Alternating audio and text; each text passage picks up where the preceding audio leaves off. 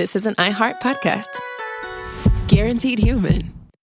Wasabi is purpose-built to free your business from skyrocketing storage costs and fees. Wasabi is the go-to provider for professional and collegiate sports teams around the world. Check out Wasabi's AI-enabled intelligent media storage, Wasabi Air, to the industry's only cloud storage service with triple protection against cyber criminals. Wasabi, driving innovation in data storage for up to 80% less than market competition. Try for free at wasabi.com. Wasabi Hot Cloud Storage, proud partner of iHeart Podcast Network. Lowe's knows Sundays are for football, so tackle your home improvement projects by Saturday and earn your Sunday with great deals on LG and Bosch appliances, select Bounty and Swiffer cleaning products, and more.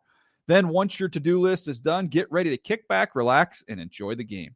Shop in-store or online now and earn your Sunday with help from Lowe's, official partner of the NFL.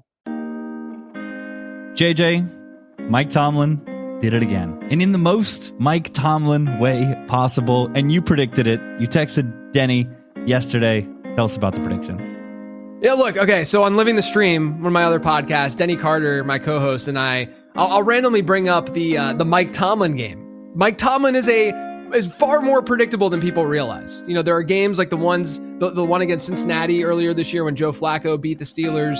There is the Colts game. I mentioned that they would win that. The Steelers would beat the Colts when the Colts were flying high. And then last night, you know, going up against Baltimore, they're home dogs against the Ravens. And in me, no DK Metcalf, no way they can win that game. And then of course, it ends up being a Mike Tomlin W. Because you know why? Mike Tomlin does everything he can do to maintain that job. And it's going to be that way forever. But yeah, Rich, what about your team? How's your team been doing? Oh, yeah. We secured the number 2 overall pick, so I'm eagerly awaiting the message that Dante Moore returns to Oregon, and we get yet another year of awful things for the New York Jets. I'm JJ, and last year I tried my hardest to become a best ball bro. I drafted over 500 teams, I talked to some of the most successful best ball players in existence, and I admittedly had mixed results. So this year, I'm going to chase that title once again. My plan is to max enter DraftKings Millionaire Maker, and I'm going to document all of it while talking to the brightest best ball minds on the planet. Last year, I didn't quite get there, but this year, this is going to be the year where I officially become a best ball bro.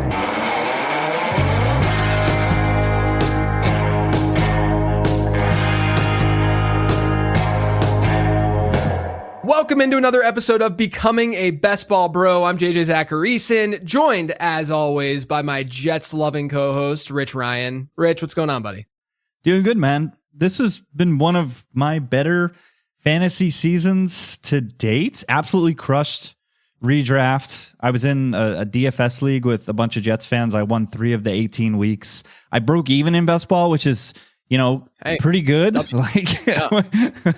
No, nothing to complain about. And of course, I get to sweat you all along these past couple of weeks in your becameth of a best ball bro. Yeah, what is it? So I've seen a lot of tweets. I've seen Pete Overzet, after I had tweeted about my Millie team, he had tweeted that it became a best ball bro. I don't know if I'm there yet. I think that I definitely experienced some best ball bro sweats this year. Very excited to talk about the results, the things that I learned, all that kind of stuff. But first, I do want to mention best ball playoffs are happening over on DraftKings. Definitely check that out if you guys haven't. I'm going to be in those best ball playoff streets for sure. Playoff best ball playoff. You guys know what I'm trying to say. But go check out all those contests over there on DraftKings. Like I said, I will be drafting there. I had a really good time results wise too, but just a really good time in general drafting on DraftKings this summer. And so I'm going to be doing it. I'm going to be carrying it over into the playoff season. It's a really wild playoff. I've been putting rankings together for playoff best ball, and I don't know what to do at this point because there's so many teams that are just so tight and close together that it's just really hard to put something cohesive together. But it is going to be out there for patrons this week. Hopefully soon after this show, it will be out there. Or if you're listening to this which you would be if you're hearing this right now, they will be available on the Patreon as you're listening to it. So go check that out. Hopefully there will be as good of results in the playoffs as there was in the regular season for me. We were just talking pre-record about how wide open it is, and I can only imagine how tilted your rankings will be to teams, some of these teams that have the potential to play 4 games, right? Like, because it's so wide open, there are a ton of teams with talents that could play all 4 games and rack up a ton of points. The nice part with the playoff contest is that at least now there's only one team on bye. And so it's a little bit easier to say, okay, I know that almost all teams are going to be playing, whichever team goes to the Super Bowl, there's some chance that they play all 4 games. Obviously just from just for folks who haven't played playoff best ball, you essentially are drafting a team similarly as you would a regular season best ball team. And you're basically drafting players in hopes that their teams actually advance. So, there will be a newsletter blast going out on Wednesday with the late round fantasy football new employee, Brandon Gadula, who'll be putting together sort of like a what to know about these teams from an advanced analytics perspective. And then that way, if the team looks bad, there's one team that we know is pretty much dead going into the playoffs. That's Carolina, right? Anything can happen. They beat the Rams before. We get it. But, they're like 10.5 point dogs right now. Isn't that what it opened at? We don't have like very high hopes for Carolina, so we probably aren't going to be drafting a ton of like Rico Dowdle or Tetairoa McMillan, because you want those players to carry on to future rounds. Now, the crazy thing is that, now when you look at this landscape, there's really no very super obvious team that we think is going to win the Super Bowl this year. Usually you can get away with like the Chiefs or even the Bills. The Bills usually just have a team that you feel confident will get to the divisional round, and then they're going to play. They're going to play 3 games, and Josh Allen is going to go Super Saiyan, and you're going to get a bunch of points. And Josh Allen will go nuts, and he's going to have 2 rushing touchdowns per game, and it's going to be great for fantasy. But even the Bills have their warts and have their issues. That's why they're a 6 seed. And what do we think about a team like Jacksonville or even Seattle, who kind of came out of nowhere, or Denver, who gets the 1 seed and doesn't have the best advanced analytics? There's just a lot of interesting storylines, I think, with the playoffs this year, which is why I think playoff best ball is going to be just insane. And it's going to come down to strategy, and it's going to come down to make sure you are stacking your teams. Just if you draft 10, if you draft 50, if you draft 100 teams, make sure that those teams are stacked. And the general approach that I take, and look, I'm not an expert on this at all. This is just me being a degenerate fantasy football player who has a podcast about season-long fantasy football. But I think that the general approach is get a stack in one conference and then get a couple stacks in the other conference. So just kind of hitch your wagon to a team. Is that the phrase? Hitch your wagon to? Does that work? Yeah. To a team in one conference. Like, I drafted a San Francisco stack yesterday with my first playoff best ball team, and then in the other conference, I got like a mini New England, and then a mini, I can't remember what the other team was, but you just sort of, hope for the best then that those teams end up matching up against each other in the Super Bowl, and just don't be overly confident about who you think is going to make it, because it's going to be a wild playoff, I think. Hitching your wagon goes back to Ralph Waldo Emerson. Thank you. That's right. Google Gemini. There we go. This is actually one of the mistakes that I see a lot of people make when it comes to the Super Bowl too. When the prop sheets come out and people are like picking all these props, is that they just kind of go nuts with props instead of like thinking about what the game what the outcome of the game is, and then just align all your props and try to correlate everything that way. Of course, like you said, there's downside, right? Don't think that you are just going to submit this and just win. But your opportunity for highest upside is to find some sort of correlation, just like season-long best ball. Yeah, I mean, the hardest part with the playoff stuff is that, I take San Francisco, then I have to think about who they would be playing because they reseed in the NFL playoffs. So you have to think about who they're going to be playing in the second round, and you don't want to necessarily match up that team against another team that you would be stacking for the second round, because then half your, conference side of your team is going to be eliminated. So there's a lot of strategy involved. There's a lot of good contest selection over on DraftKings right now. There's like a $3 contest you can enter. And so you can get decent volume if you want to throw $30 at it or something. You can get 10 lineups pretty easily. So go check it all out, DraftKings.com.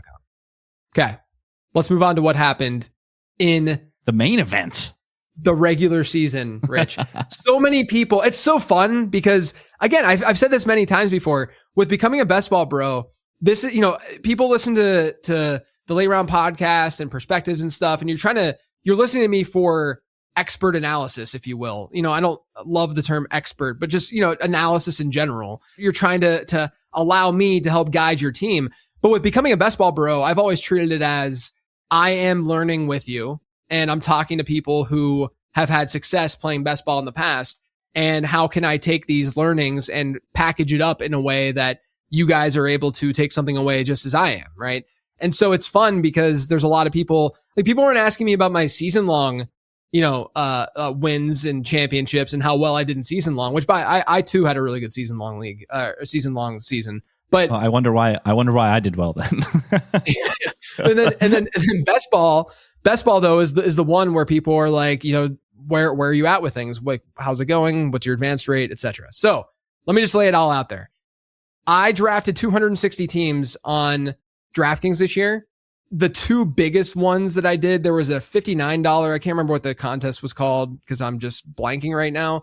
And then there was the Millie, right? The Millie had the $20 entry fee. I did 41 of the $59 entries, and I actually advanced 19 of 41 in that, or maybe 17 out of 41 in that contest. But I want to focus on, I didn't win, I didn't even get a finals team in that contest. But the Millie was really fun for me this year. Max entered all 150 teams. I advanced 47 out of the 150. So obviously expectations is 25.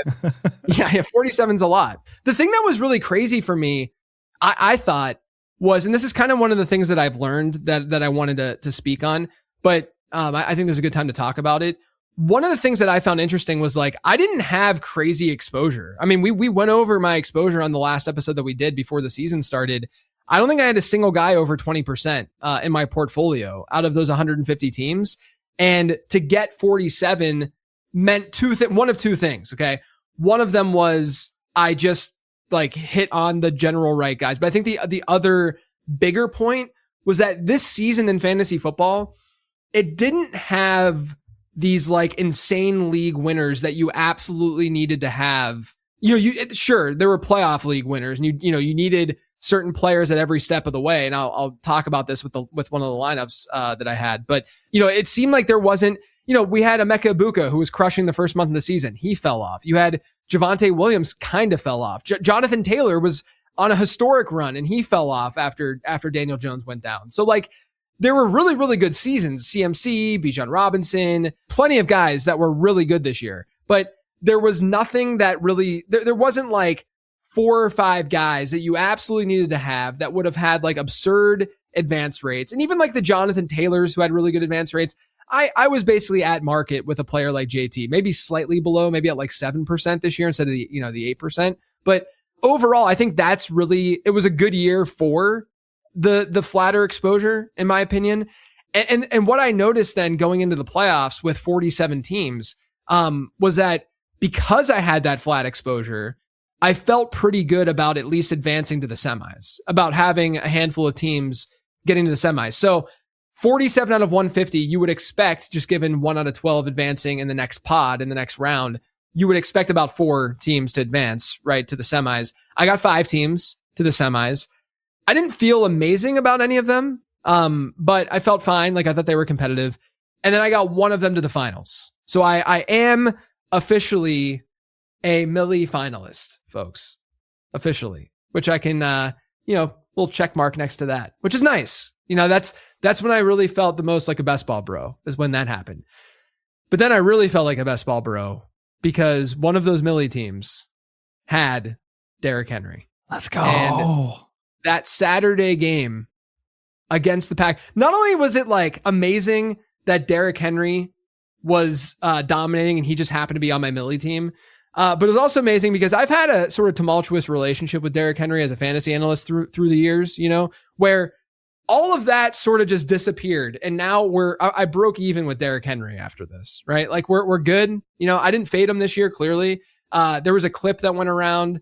I was on Davis Maddox show on his YouTube channel earlier this season. And I mentioned in this clip, because shout out Sam Sherman, friend of the show, who was on the show last year, before he sort of retired from creating fantasy content.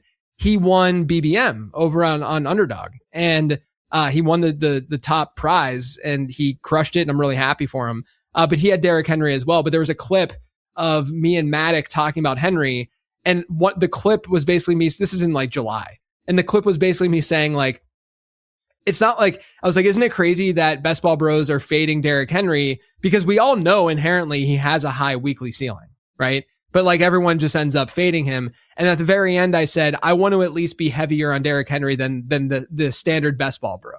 And so I did do that. I think I was at like 7% ish with Henry this year. That was helpful, obviously, for this lineup. And this lineup also had, I'll just read it to you guys, Brock Purdy. And so I stacked Purdy with Jawan Jennings, Ricky Pearsall, and Christian McCaffrey. Trevor Lawrence, that was my go-to. You guys remember that? That was my go-to, like, late round dart stack was Tila over Baker. That will be on like the 2025 late round in memoriam is going to be T-Law greater than Baker for sure. Yeah, that's right. Bold prediction, T-Law over Baker. I got crushed for that. So T-Law, I stacked him with De'Ami Brown, which was a very frequent go-to for me with Trevor Lawrence, which ended up should have been Parker Washington, but that's fine. I think directionally it was a fine process. And then I had Bashal Tutin, which obviously would have loved to have ETN. I looked back at that draft though. ETN went 2 rounds before Tutin, so it wasn't like I screwed that up and like took Tutin. I mean, I had ETN ranked ahead of Tutin, but I was probably closer between the two than I should have been. And then also I had Michael Penix stacked with Kyle Pitts on this team. So if you're listening to these players a little bit, you realize that, week 15, JJ had Kyle Pitts. The Pitts apocalypse. And then week 16, I had the Brock Purdy, Christian McCaffrey game against the Colts. And then week 17, I had, here's the running backs. I had Derrick Henry, Isaiah Pacheco, who I didn't even draft that much this year. He just happened to be on this team. Bashal Tutin and J.K. Dobbins, drafted a lot of Dobbins. Jackson Smith and Jigba, obviously that helps out. George Pickens, DJ Moore. So that was a bring back for the San Francisco stack for week 17. Darius Slayton, Jalen Knoll, who actually ended up being in my lineup in the final. Yeah, Jalen Knoll, he was an innings eater this year. He had some spike weeks. I'll tell you what, because those games happened earlier, it was kind of crazy because I'm like, oh my gosh, this is kind of coming together because Derrick Henry went off for like 40 points. And then Jalen Knoll scored like 15, the Chargers. And so he found the lineup. And then De'Ami Brown, like I mentioned, and then Devon Vele, who was actually starting to come on towards the end of that after they traded Rashid Shaheed. And then at tight end, I had Kyle Pitts, Chig Okonkwo, who also found my lineup week 17. And then Tyler Higbee was the last one. Obviously got injured, but I think the process was fine with Higbee given the way that they used their tight ends in that offense.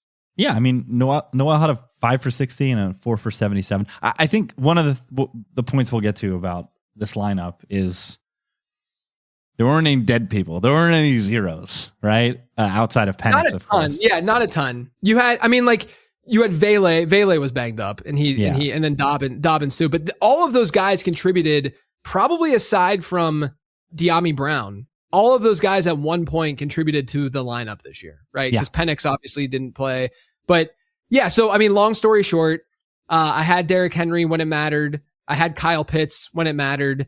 And this team, I'm going to get to this too, but this team, people talk about pod luck. And this is one of the things that I've learned. I think I talked about this last year too, as sort of like a minor learning. I think the pod stuff is very important and part of this game. Like if you were to not do pods, you would just have the same players in each round of the finals, right? Like it would just be, in week 6 in week 16, it would just be all the Kyle Pitts teams that would be, mostly he'd be like 90% rostered. And then the next round, it would be all Puka Nacua, right? And then the next round, it's just, I don't think that's the proper way that you should do this. Is there luck involved in pods? So what I'm saying with pod luck, for those of you who don't understand, after your 12-team league, after you advance, after 2 of the 12 teams advance into the playoffs, you get thrown into random 12-team leagues, right? And then you have to get first place out of 12. And then the next round, you have to get first place out of 12 again. And then the final round is the finals, right? And so obviously to get first place out of 12, that's pretty low odds. But, instead of grouping everyone together, they put them in these 12 team pods. And I think a huge reason for that is because we want to make sure that we have a lot of variation with teams and rosters as we go from one pod to the next. Is there luck involved? Yeah, of course. There's going to be luck involved. There's luck involved in fantasy football in general, but I do think that it's still a fairly reasonable way to do all this. And it works both ways. Like the team that I got to the final, Rich. So in the semis, when Puka Nacua went off and he had I think 63% rostership or something in the finals of the Millie. But when Puka Nacua went off, my only Nacua team out of my 5 semifinal teams had 4 other Puka Nacua teams in the pod. Like the odds of that are astronomically horrific, right? And I hit on that. And I'm like, you got to be kidding me. Like if there was one other team, at least I'd have a decent shot. But the fact that there were 4 other teams, when Nacua goes nuts and he's like one of the guys that you need, it just means that team could easily die, right? It just so happens that the team that got through, which still scored well over 200 points in the semis, the team that got through out of the 12 teams, 0 Puka Nacua. I was fighting with 0 Puka Nacua teams, and that was a key reason. I think that again, I think it scored like 205, 206 points in the semis, so it was still a really good team. It could have beaten a Nacua team, but it makes it easier whenever you have a little bit of that pod luck. So I had luck on one side, and I had no luck on the other side. But fortunately, I got one team through. That team was that San Francisco stack. I had Derrick Henry. San Francisco goes off against Chicago, and I finished in 40th place in the Millie for $20,000. Well done. Thank you. Very, very crazy. Just a really fun, crazy. It's not like the massive wins that people have, but to me, it was meaningful from the standpoint of like really digging into best ball last year, having a rougher season and trying to figure this game out a little bit, and then changing my approach a little bit in 2025, and then seeing the results be what they were. I was pleased overall to be able to have a top 50 team, in the Millie. And I can't believe Sam was just fading everybody in that Niners Bears game, right? Because I think he might have had Bird. Okay, in that game. It's just because that game was just fireworks, right? Especially the game was amazing, and it got to the point once Brock Purdy hit my lineup, I'm like, and CMC hit my lineup. That's the cool thing with best ball is like you're waiting for these guys to just hit your lineup and be viable pieces because someone in your lineup might have 17 points. And you're waiting for CMC to score 17 points. And then he hits it. And then every yard, you're just piling up the points over and over again. And that's what was going on with me with CMC and Purdy. I could have used, a couple more looks to CMC, but I can't get greedy. Yeah. And week 17 stacking, man. There were fireworks in that game, fireworks in that Ravens Packers game. Best ball will remain this very interesting puzzle of, okay, we got to survive the regular season, right? We got to get to the playoffs. But in order to get these teams that score a bunch of points, there has to also be correlation. So there's just always going to be this fine balance of pick the right guys, but also give yourself the best shot at the end of the season to score as many points as possible when it matters most.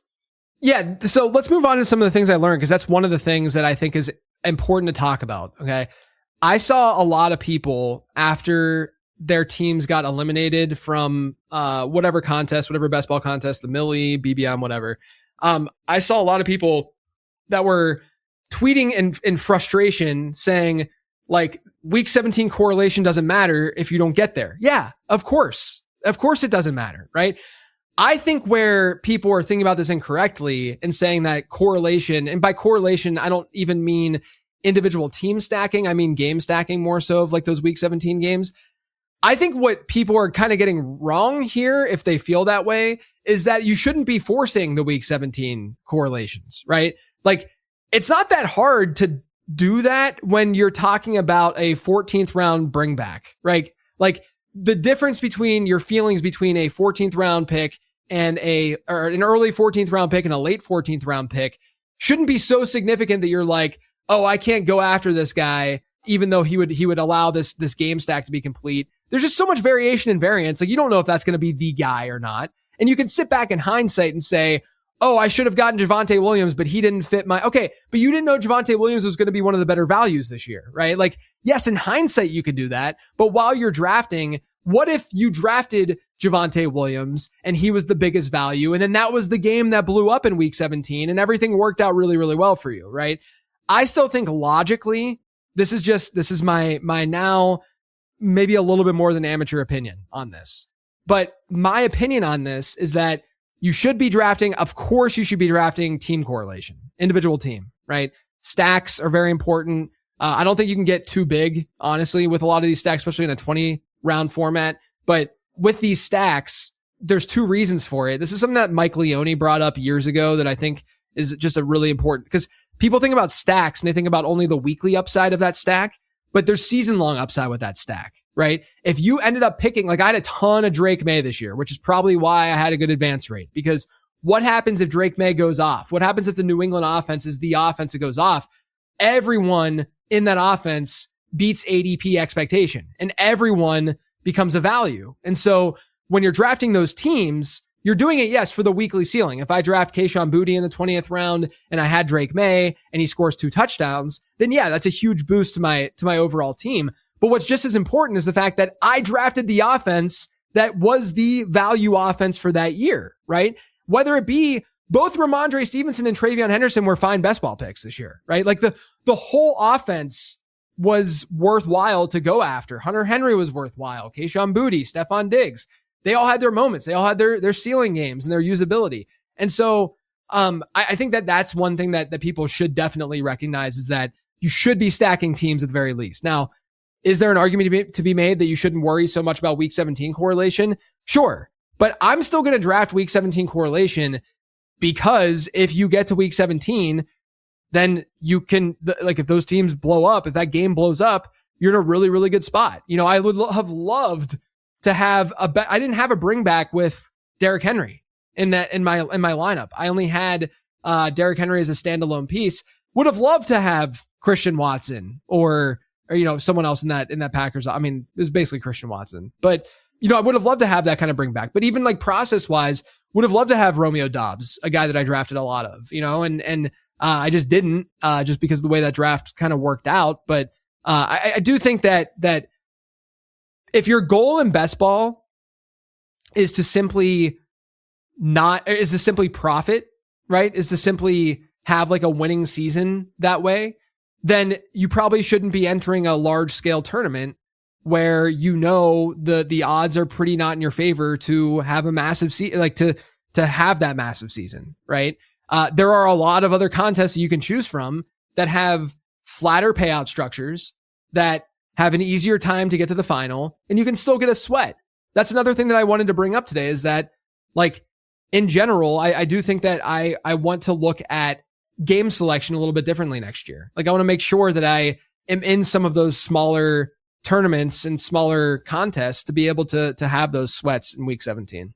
Yeah, at the end of the day, of course, getting there matters, but the difference between 1,021st place and first place is still $1,999,000.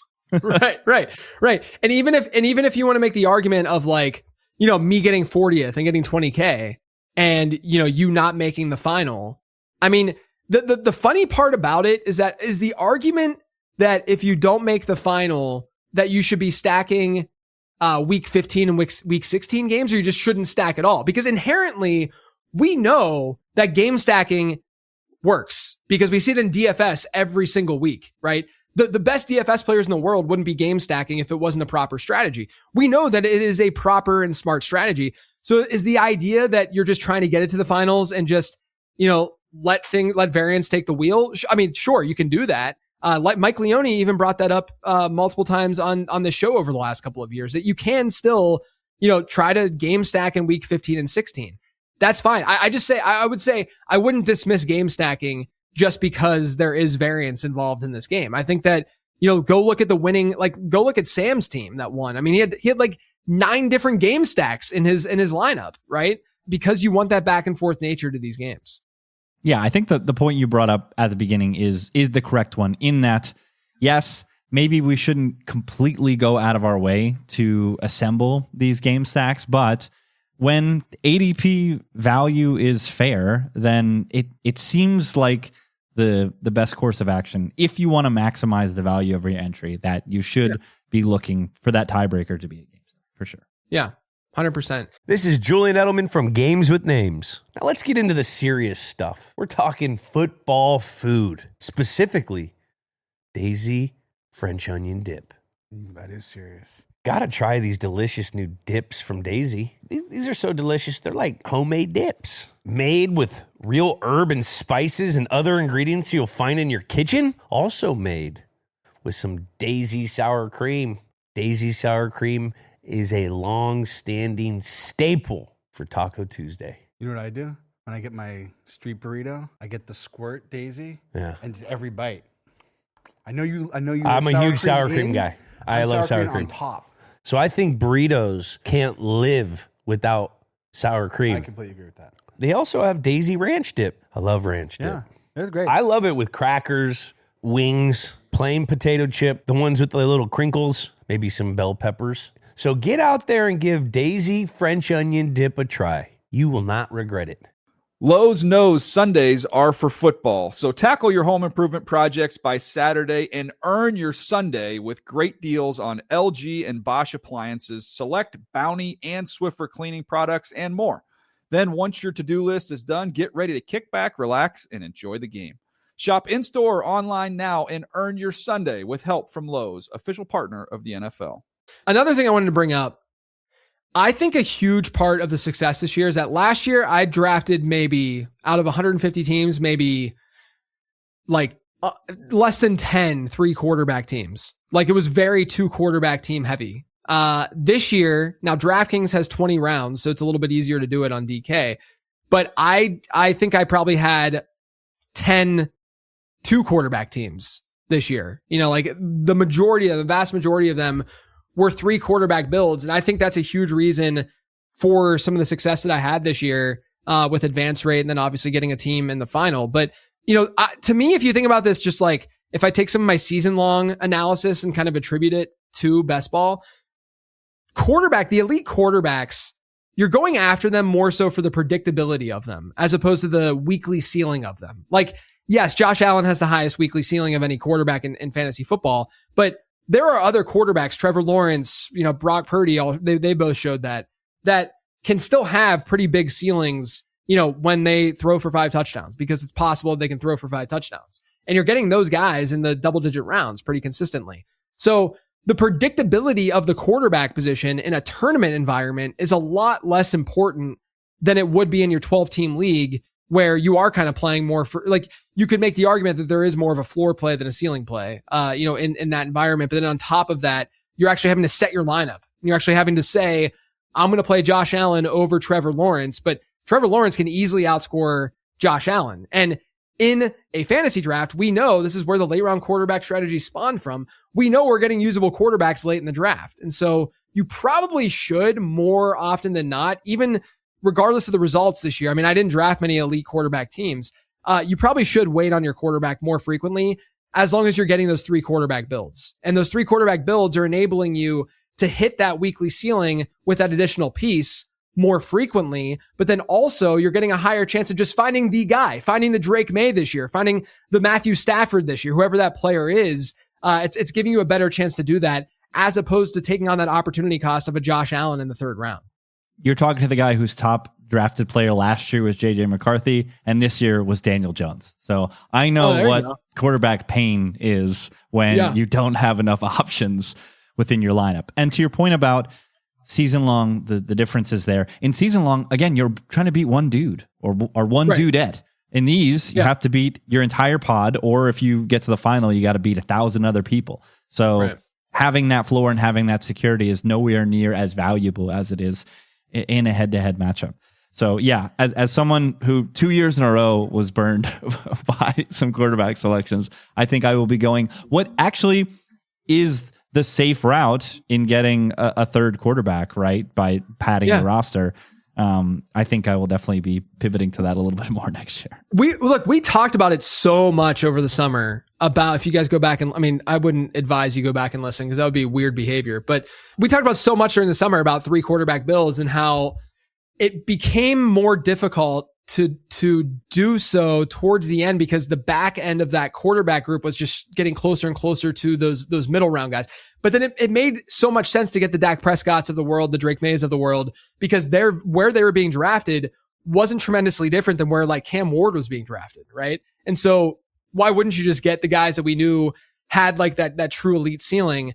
Yeah, I mean, like I think going 3 quarterback is the meta for a reason at this point. Like I this is anecdotal for sure. I'm not really coming at it with strong data. It's a little bit more difficult to analyze best ball stuff just because things ebb and flow, and it's just there's different drafting behaviors and stuff. And there's a lot of data in general, but I do think like logically a 3 quarterback build makes more sense. I think a 3 tight end build makes a lot of sense too. You get that on DraftKings. I think it makes it a lot easier. It's full PPR, so a flex spot could be filled, with the tight end.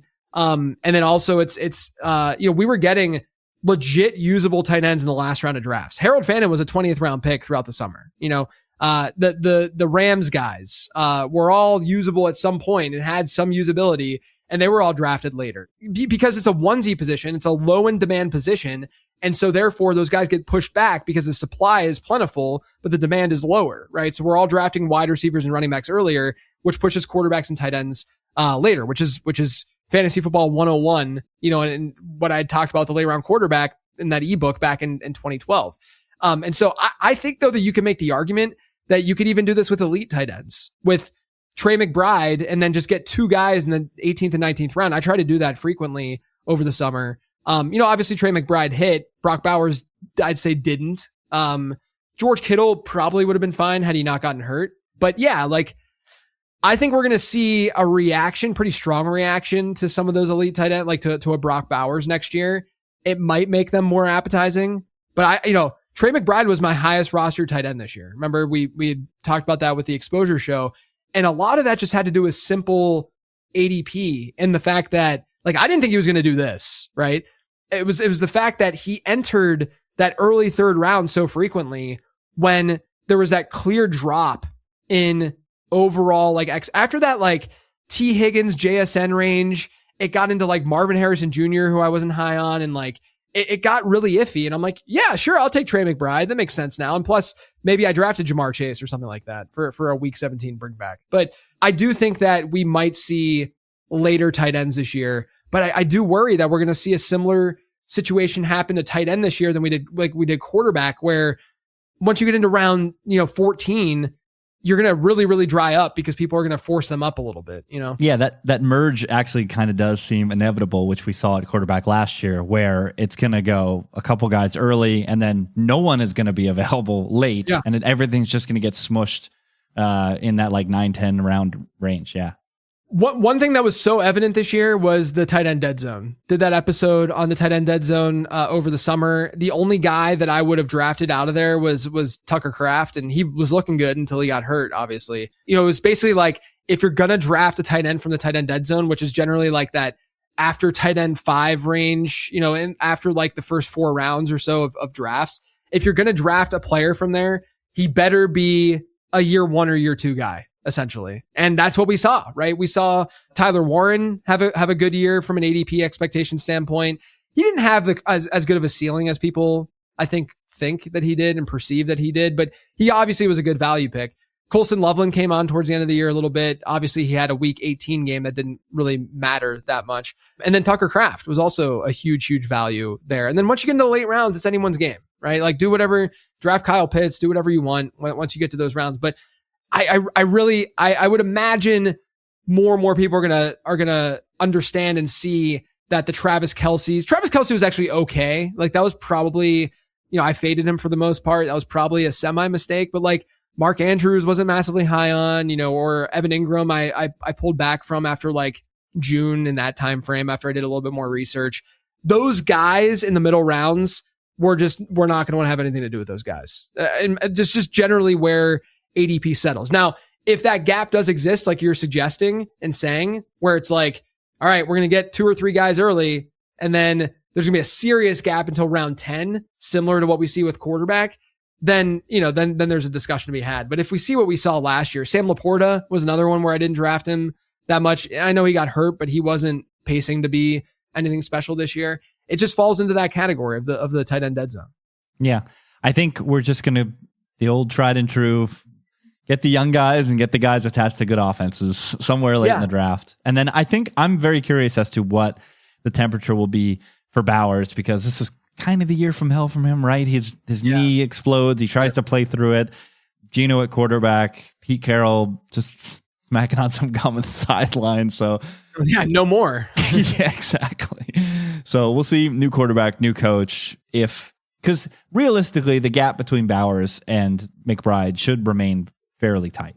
I don't think your average drafter is going to see those two players similarly because of how bad Bowers this season. The other thing too that we have to recognize, like, I can sit here and be like, I got Trey McBride right. I drafted him on 18% of my teams and he balled out. Guys, I got lucky that Kyler Murray got hurt. You know, like, those are the things that can happen for that outcome to look the way that it did, right? And so I think like a favorable, maybe 85th to 90th percentile outcome hit for Trey McBride, and like a 30th percentile, 20th percentile outcome probably hit for Brock Bowers this year, right? And so you just think about next year moving forward, if it's more 50-50 as we should project from just a median outcome standpoint, then they're going to meet in the middle a little bit more. Like, it's not going to be as dramatic as the results showed, you know, here in 2025. Not only that, but there's going to be change in Arizona. We already got news that Gannon is gone and that coaching staff is going to be revamped, and who knows what happens with Kyler. But the bottom line is, like, there's always going to be these like things that happen with all these players. This is why I do episodes on things I got right and things I got wrong every year, which will come out in a couple of weeks, where I first start with the things I got wrong, is because I ask myself, did I get this wrong? Did I get this right? Or were there certain things that just kind of went a certain way and it wasn't predictable and the process was still sound? Now, I already know a couple players off the top of my head that I just missed on and had bad process with, but there were some things that I got wrong this year that I'm not that mad about that I got wrong, and things that I got right where I got lucky, you know, that just, it was a fortunate thing to get right. And that's the way that it goes sometimes within this game. I have a couple more things that I want to bring up with what I learned this year. One of the key things that I'm going to take away is being overly concerned about injuries. Now, being concerned about injuries is important. Okay. I'm talking about taking it to the next level and not allowing the market to just adjust it on my behalf. Right. Good example of that is obviously Matthew Stafford. This is, of course, hindsight's in our favor here. Okay. But I'm so frustrating talking about this. I mean, old guy with a back. Like, who can blame us? Who can blame us? I was so high on Puka, Devontae Adams. I actually still drafted a ton of, look, I ended up with, I think 13% Puka and like 15, 16% Devontae, and maybe like 8 or 9%, maybe 9% Stafford. So I was still above market and above consensus with each of those guys. But I got to tell you guys, like, that was weighted a lot by mid-July drafts. Like, I was drafting Stafford everywhere before that as my third quarterback. And then all the news comes out about his back and I slowed down. And I remember in my rankings, even because I had Puka, in that, like, after Justin Jefferson and CeeDee Lamb tier, I had Puka next, and I moved Nico Collins ahead of Puka in my rankings because of the Stafford stuff. And it's just frustrating because it was the right, it's the right process. It's just so frustrating. And so I don't want to be overly concerned about the injury stuff, even though, like, yes, it's meaningful, but I, at times, because I was overweight on Puka early, even when his ADP slid, I was drafting him, but not as much as I should have probably been drafting him. You know, still got him enough, still obviously had a good season. But another example of that is Devon Achane, right? Super high on Achane, and especially after the Jonnu Smith trade over the summer. And then Achane has like a calf injury or something like that, like really close to the season. And I just basically stopped drafting him. And I drafted, I was like, okay, I got my Achane, but it's like, what is the real likelihood of that lingering for the next 2 weeks plus? What are the real chances of that going down? And then on the flip side, I think we have to be a little bit more open-minded to the late dart throw round picks, the Christian Watsons of the world, who, you can write. I mean, I wrote him off completely. I didn't draft a single team with Christian Watson this year. And I think in hindsight, you can get burned by this because, like, Brandon Ayuk, right? He didn't do anything this year. He didn't play this year. But when you're talking about a 20th round pick, I think that you should be okay with taking a chance on a player like that, right? On a player like, especially a big play wide receiver like Christian Watson. It's really hard to discern when to make those gambles too, because you would think Niners, legit playoff team, double-digit win team, good offense. Like that's the type of team that you kind of want to roll the dice on a guy coming back later in the season and having an impact, and then he just doesn't. So yeah, I think we just have to be okay with the massive downside risk sometimes in taking an Ayuk or a Watson, especially in late double-digit rounds. But it's so unpredictable that I don't know if there's any certainty whatsoever. Yeah. Like sometimes when I agree. I don't want people to walk away from this and be like, oh, he only was looking at this in hindsight. Because it's very easy to walk. I understand what I just said. I get it. And you could be like, how would we ever know that? I think though that the difference is, number one, not being, I don't ever want to be like massively overweight, but when we are talking about a literal last round pick where the hit rates for these guys and giving you usability is so slim to begin with, I think we have to be a little bit more open-minded. Like Brandon Ayuk at some points this season, I think was even a single digit round pick when like news was favorable for him. And then it got into like the 13th and stuff like that. But even then, like there's some opportunity cost, right? Christian Watson, there was none. There was nothing, like I don't know why I just kind of wrote it off but we knew that there was a decent chance he would play this year, at least something and get something. So my stance on the injury stuff, if it is a minor injury that doesn't seem like a huge deal, Devon Achane, right? Matthew Stafford's could have been major, right? The thing with Stafford is less about me not drafting Stafford. I should have still been okay drafting the other guys because I'm a believer that the system is good. The players are good. Jimmy Garoppolo could have still allowed those guys to be semi-relevant in fantasy football. Obviously the outcome was Matthew Stafford's the MVP of the league. And I don't think I was prepared for that. But still, I want to be more open-minded about like my real, instead of being dismissive about that kind of thing, because it's really easy to be dismissive about that kind of thing. And with the late round guys like a Christian Watson, I definitely want to at least have like 3% exposure as opposed to none, with a player like that. This is Julian Edelman from Games with Names. Now let's get into the serious stuff. We're talking football food, specifically Daisy French onion dip. These are so delicious. They're like homemade dips made with real herb and spices. Also made with some Daisy sour cream. Daisy sour cream is a long-standing staple for Taco Tuesday. They also have Daisy Ranch dip. So get out there and give Daisy French onion dip a try. You will not regret it. Lowe's knows Sundays are for football, so tackle your home improvement projects by Saturday and earn your Sunday with great deals on LG and Bosch appliances, select Bounty and Swiffer cleaning products, and more. Then once your to-do list is done, get ready to kick back, relax, and enjoy the game. Shop in-store or online now and earn your Sunday with help from Lowe's, official partner of the NFL. And then the last thing to bring up, mix and match draft strategies and approaches, right? Last year, very, very heavy hero RB and zero RB. This year, mixed it up across the board heavily. Had some RB. The team that got that won $20,000 was an RB team, which, by the way, guys, you can go back on YouTube and I tweeted it. You can go back to my Twitter account to find the link. I drafted that team live on YouTube that won, that got 40th place in the Millie. So you can hear my logic around all of it. When I drafted Derrick Henry, I said, let's get weird. And I got weird and I drafted Derrick Henry. And then when I drafted JSN, I was like, yeah, JSN seems like the best value. It wasn't like I was like, yeah, I got JSN at this point. I was like, no, this is like the best value on the board. I'm going to draft JSN. And then I drafted DJ Moore, who I didn't draft a ton of this year, as the bring back for CMC. You can hear the logic going through all of it, which might be interesting to some of you. But I definitely think that mixing draft strategy and approaches is just unbelievably important in these games if you're doing a high volume in a lot of drafts. I think at the end of the day, and it sounds so obvious, that not straying too far from ADP generally is the way. These best ball tournaments are the sharpest draft rooms on planet Earth.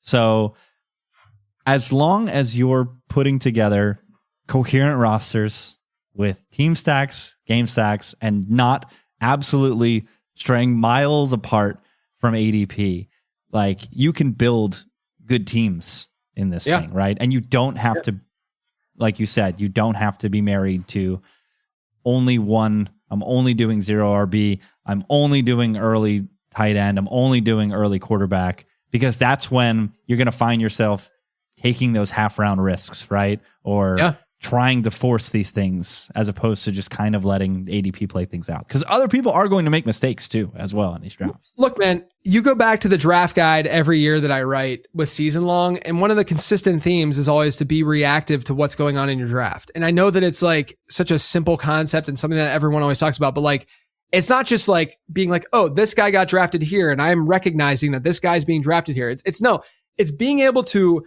completely shift your approach and your strategy on the fly, because you've done so many reps and you've listened to so many podcasts, you've done so much analysis, and you understand which player does what and what he's projected to do, and being able to just react to what the board is doing, what the board is giving you, right? Those are the best players in the world. That's what they do. They don't just say, I'm getting TreVeyon Henderson no matter what at the beginning of the third round, when you know that an outcome can go the way that it did with TreVeyon Henderson, you know? And so I think that's what this speaks to, is that ADP value still is huge, right? It's still one of the biggest edges that you can find in this game, and stack your teams, right? Like, feel free to stack week 17, but most definitely find as many team stacks as you possibly can. Yeah, it's man, I don't know why, but you're talking about draft strategy. There's a quick draft story. My dad has been in an auction league since like 1996. It's a goofy league. The first 8 rounds are auction, and then the rest of the draft is a linear snake draft. It's a very goofy league, and I have my own team now. And this year the auction was tough. Like I wanted to go, there's no flex. It's the goofiest league. So I wanted to go premium tight end, because with so few starting roster spots, I thought there was some value to going Bowers or McBride. Yeah. So I ended up getting McBride, and I just got in this tough spot where I just had no money to spend. And the only 2 receivers left when I had money were JSN and Devontae. And it's just like, sometimes it just, you don't do anything and things just fall into place for you. Right. That's why fantasy football is just as much about the players that you don't draft as the players that you do draft, right? It's about understanding opportunity cost and understanding that your fades are arguably more important than the guys that you're actually targeting. And, you know, no one expected this JSN season. No one expected Devontae Adams to necessarily be their goal line back the way that he was, right? And it works out that way. This is why I talk about variance as much as I do. And this is why I say to embrace that variance, because as you're embracing it, you're actually getting an edge on the rest of your league mates and the rest of the league, because they're very strict with how they're drafting. They're very strict with the way that this outcome can't happen. This outcome is going to happen. Right. Everything is arranged. It always will be arranged. It's the gray area of fantasy football. Circles back to that stupid episode that everyone hates, actually, you know, that they give me crap about, when I traded Rome Odunze for Emeka Egbuka back in May. And it's because of the gray area thinking of fantasy football that you're able to do that. And now you gain value on that. Like I know that Egbuka finished the season rough, but there's value in the dynasty market with having Egbuka instead of Odunze at this point. It's been a great season, man. It was a great year overall. Like I said, I've got a lot of shows to start up on and to do here in it'll start around mid-January into late January with the things I got wrong, things I got right. And then getting into prospect season, which I'm very excited about. And like I said, Brandon Gadula actually started today with Late Round Fantasy Football. So the newsletter, you can subscribe for free, lateround.com. He will be helping out with that, writing some sweet content and doing some awesome research. And Kitchen and I are doing the Late Round Fantasy Football show every week still. And we will be doing that Wednesdays, I think at noon. We'll call it noon Eastern on Wednesdays every week. That will be on YouTube, youtube.com/@LateRoundFF. And then it'll find its way over to the Late Round Fantasy Football podcast feed. But Rich, of course, I appreciate your time and you doing the show with me throughout the summer. And then now let everyone know what you're doing and where they can find you. At Rich C. Ryan across socials, at Gridiron Gamble. We'll be looking at all the playoff betting lines. And then make sure, instead of doom scrolling bad things on your Reels or your TikTok and all this madness into your brain, follow Late Round FF, because that's where you'll be see me clipping up all the things that JJ is doing if you maybe you listen to the pod and you just need a refresher, these clips can get at you and point you in the right direction. Yeah, and look, all this like summarizing of the season stuff, I talked about it a little bit today about like the tight end dead zone or whatever the case may be. There's going to be episodes on this. There's going to be a lot of chatter on this. This is just the start of me starting to dig into this data and whatnot. I just need a little bit of time to get, everything in order, because there's a lot of stuff that just happened. It's like I was in a tornado and got spit out, and now I'm just trying to like feel around and see where I'm at. So appreciate all of you guys for following along the Becoming a Best Ball Bro journey. Really hope we get to do it again next year, or this year, I guess it would be in a few months. Only like 5 months until this starts up again. But I appreciate all of you guys. It's been an awesome year. I hope it was fun for you as well.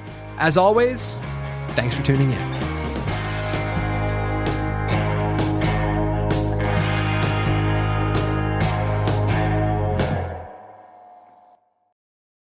This is Julian Edelman from Games with Names. Now let's get into the serious stuff. We're talking football food, specifically Daisy French onion dip. These are so delicious. They're like homemade dips, made with real herb and spices, also made with some Daisy sour cream. Daisy sour cream is a long-standing staple for Taco Tuesday. They also have Daisy ranch dip. So get out there and give Daisy French onion dip a try. You will not regret it. New Year, same extra value meals at McDonald's. Now get a savory sausage McMuffin with egg, plus hash browns and a small coffee for just $5. For limited time only. Prices and participation may vary. Prices may be higher in Hawaii, Alaska, and California, and for delivery. This is an iHeart podcast. Guaranteed Human.